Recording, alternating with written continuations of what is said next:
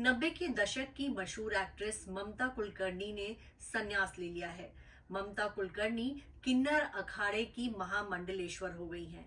आपको ये बता दें कि अब उनका नया नाम हो गया है श्री यामाई ममता नंदगिरी और उन्होंने महाकुंभ में अपना पिंडदान किया। उनका पट्टाभिषेक हुआ और अब से वो सन्यासी जीवन जिएंगी। उन्होंने बॉलीवुड तो छोड़ा ही है, तमाम सांसारिक मोह माया रिश्ते नाते सब कुछ छोड़ दिए हैं और सनातन धर्म को वो आगे बढ़ाने का काम करेंगी।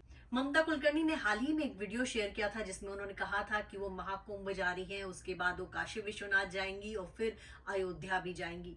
तो महाकुंभ में किन्नर अखाड़े में उन्होंने जो है अपना संन्यास लिया है, उन्होंने संगम में स्नान किया और उसके बाद से वो पूरी तरह से संन्यासन हो गई। वैसे पहले भी ममता कुलकर्णी के एक दो ऐसे वीडियो आए थे जिसमें वो भगवा लिबास में दिखी थी और उनके बारे में ऐसी खबरें आई थी कि ममता कुलकर्णी ने संन्यास ले लिया है। ममता कुलकर्णी तिरंगा फिल्म से बॉलीवुड में लॉन्च हुई थी। उससे पहले उन्होंने एक तमिल फिल्म में काम किया था और 90 के दशक की बहुत सारी सुपरहिट फिल्मों का वो हिस्सा रही। करण अर्जुन फिल्म में उन्होंने काम किया, आमिर खान के साथ वो फिल्म बाजी में नजर आई, अक्षय कुमार के साथ उन्होंने कई सारी फिल्में की और उन्होंने चाइना गेट नाम की फिल्म की थी और इस फिल्म को लेकर विवाद भी हुआ था। कहा गया था कि ममता कुलकर्णी को फिल्म से निकाल दिया गया था और फिर बाद में छोटा राजन के कहने पर उनको जबरन उस फिल्म में रखवाया गया था।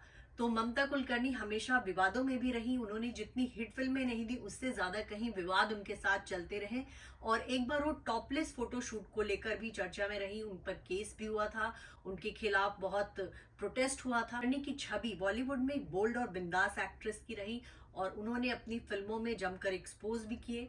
लंबे समय से वो जो है इंडिया में नहीं रह रही थी। साल 2002 में उनकी आखिरी फिल्म आई थी और उसके बाद वो दुबई चली गई थी। दुबई में उन्होंने विकी गोस्वामी नाम के शख्स से शादी की थी और वो ड्रग्स के आरोपों में फंस गया था, वो जेल में था।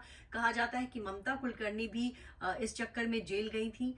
हालांकि उनका ये कहना है कि वो जो है कभी भी वो ड्रग्स के चक्कर में नहीं पड़ी। उन पर जो भी आरोप लगे वो गलत आरोप थे और उन पर 2000 करोड़ के ड्रग्स केस का केस इंडिया में भी दर्ज था। हालांकि उनको बाद में इस केस से जो है रिहा कर दिया गया था। उन पर जो लगाए गए तमाम आरोप गलत साबित हुए और उसके बाद वो इंडिया आई और उन्होंने खुद वीडियो शेयर करके बताया कि वो 25 साल बाद मुंबई लौटी हैं और उनको बहुत अच्छा लग रहा है। आपको ये बता दें कि ममता कुलकर्णी एक मराठी परिवार से थी और फिल्मों में जब आई तो उनकी खूबसूरती की बहुत चर्चा हुई। उनकी गिनती जो है बॉलीवुड की एक खूबसूरत एक्ट्रेस में होती थी, डांस भी बहुत बढ़िया करती थी और उनका करियर अच्छा खासा चल रहा था।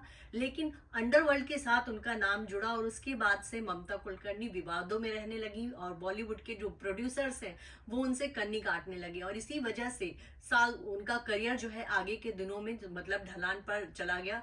बहुत सारी फिल्मों में काम करने के बाद भी बाद के दिनों में उनको काम नहीं मिल रहा था और ममता कुलकर्णी जो है अब एक बार फिर से चर्चा में है। पिछले दिनों भी और चर्चा में रही जब वो इंडिया लौटी 25 साल बाद और अब उन्होंने संन्यास लेकर के अपने तमाम फैंस को चौंका दिया है। संगम से उनकी जो तस्वीरें आई हैं, जो वीडियोज आए हैं, उसमें वो देखा जा सकता है कि किस तरह से उन्होंने भगवा वस्त्र धारण कर लिया है और अब वो पूरी तरह से आध्यात्मिक जीवन जिएंगी।